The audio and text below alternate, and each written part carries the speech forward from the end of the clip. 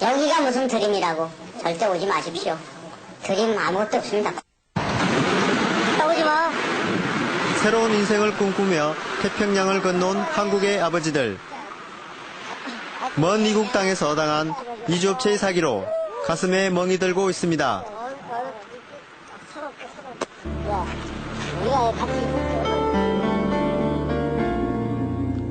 트럭 기사들은 지난 2월 16일 이주업체와 사장을 토론토 경찰에 고소했고, 그로부터 한 달 후인 3월 13일엔 현지 법률 대리인을 캐나다 이민 컨설턴트 협회에 고발했습니다.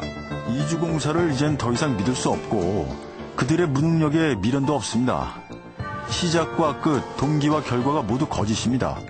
캐나다이든지 한국이든지 법치국가이므로 법대로 죄가 있다면 죄값을 치러야 합니다.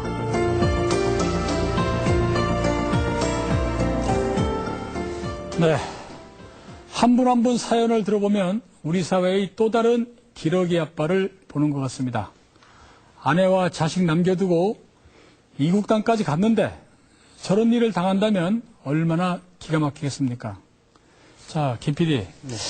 취업 이민을 갔다가 캐나다에서 떠돌고 있는 우리 아버지들의 모습을 보니까 참 가슴이 아픈데, 이 피해 유형을 한번 정리해 볼까요? 네. 토론토에서 만난 피해자들은 일단 관광비자로 캐나다에 입국한 후 현지에서 취업비자를 취득하기만 하면 바로 일자리를 구할 수 있는 것으로 알고 있었습니다. 네. 그러나 첫 번째 피해 유형은 바로 홍진석 씨처럼 취업비자를 조차 받지 못해 관광비자 기간 6개월이 만료돼 당장 한국으로 되돌아와야만 하는 경우였습니다. 네. 또 하나는 취업비자를 받았지만 그러나 일자리는 구하지 못하는 경우였습니다. 자, PD. 네. 앞서도 8개월간 4천만 원을 썼다고 하지 않습니까? 사실 그 캐나다에 취업 이민 가시는 분들은 생활이 상당히 어려운데 보통 어느 정도 비용이 듭니까? 네.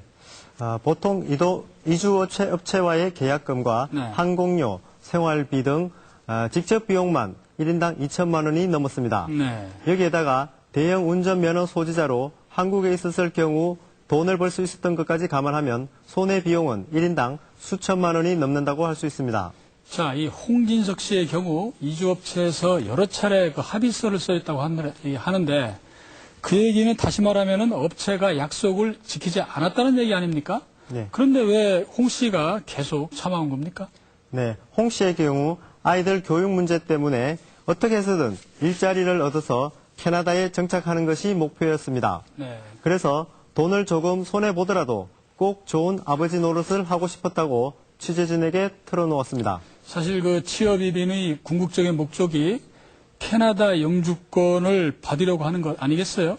자, 이 영주권을 받으려면 어떤 자격이 필요합니까? 네.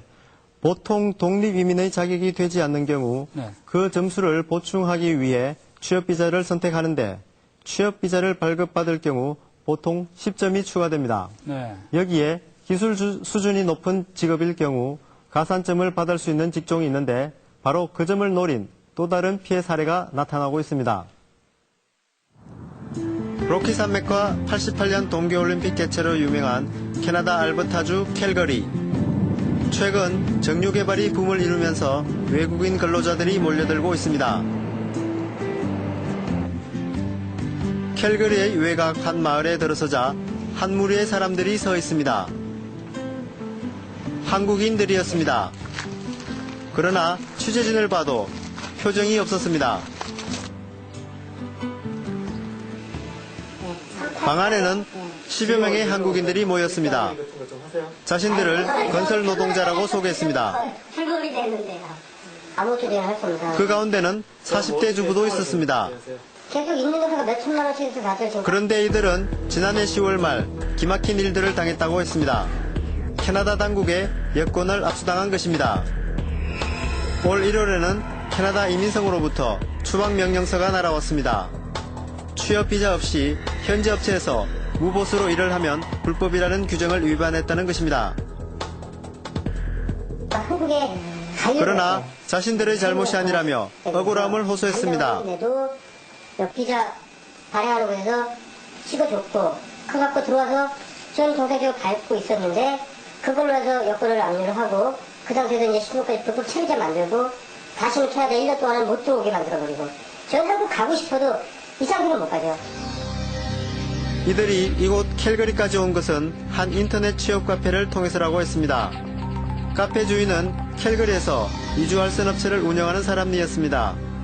노동자들은 카페 주인이 영어 교육과 현장 실습을 통해 취업 비자를 얻게 하고 1년 뒤 영주권 취득 보장을 약속했다고 주장했습니다. 그 조건을 믿고 카페 운영자에게 880만 원 정도의 계약금을 지불했습니다.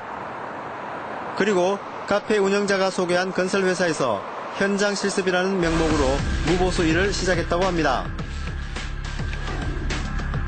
그런데 그것이 화근이었습니다. 캐나다 정부는 자국민의 일자리가 빼앗기는 것을 막기 위해 무보수로 일을 하는 것을 엄히 처벌을 하고 있는 것입니다. 그런 얘기 없고 성공적으로 다 진행되고 있고 아무 문제가 없다. TICO에서는 벌써 아니라고 했는데. 알선업체 사장이 지난해 노동자들에게 써준 확인서입니다. 취업은 물론 영주권 확보까지 노력하겠다고 했습니다. 취업자는 스킬 레벨 B에 해당하는 몫으로서 취업을 진행해왔다.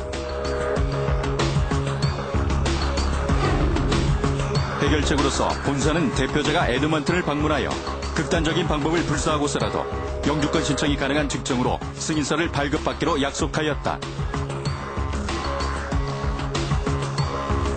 캐나다의 직업은 기술 수준에 따라 4단계로 나누고 있습니다. 이 중 윗단계인 스킬 레벨 AB는 숙련 노동자로 영주권 신청 시 가산점이 부여됩니다.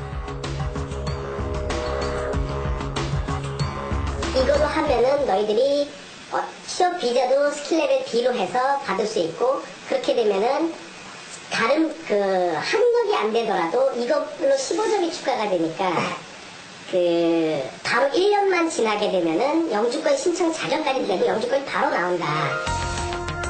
그렇다면 건설 노동자들의 등급은 무엇일까? 노동승인서에 나와 있는 직업 코드 번호는 9493. 그런데 기술 등급을 의미하는 것은 두 번째 숫자가 3 이하여야 숙련직입니다. 이들은 비숙련직으로